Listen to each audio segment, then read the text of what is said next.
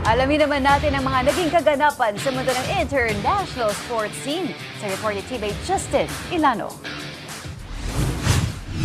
Sa motorsports, tinanghal na kampiyon si 7-time world champion Marc Marquez matapos ang isang matinding laban upang kunin ang kanyang ika-100 career win sa Balaton Park sa Hungarian Grand Prix. Nakipagpalitan ng lamang ang Spanish rider kay Pedro Acosta sa kabuuan ng karera.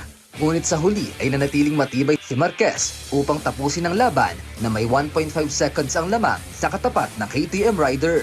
Nagtala ng third place ang Ducati teammate niya na si Francesco Bagnaia. Ang tagumpay ay naging kanyang unang Grand Prix win mula pa noong September sa San Marino matapos ang kanyang paggaling mula sa operasyon sa paa at balikan. Noong Sabado, pinatunayan din ni Marquez ang kanyang dominasyon matapos niyang panalunan ang sprint race mula flag to flag kasunod si Acosta at Marco Bezzecchi.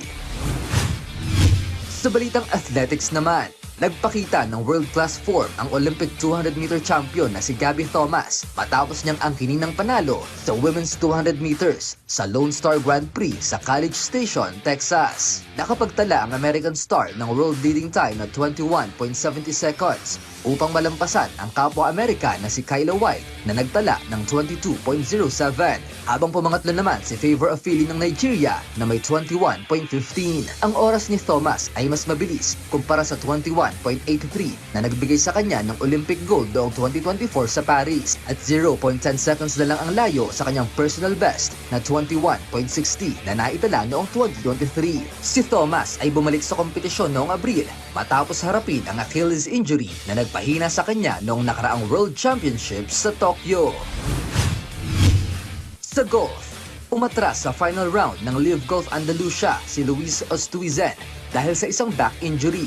Ayon sa kanyang kumpirmasyon sa social media, ang 43-year-old na South African na kapitan ng Southern Gurus GC ay nag-anunsyo rin na papalit sa kanya si Australian golfer Wade Ormsby para sa tournament na ginaganap sa Real Club Valderrama sa Spain.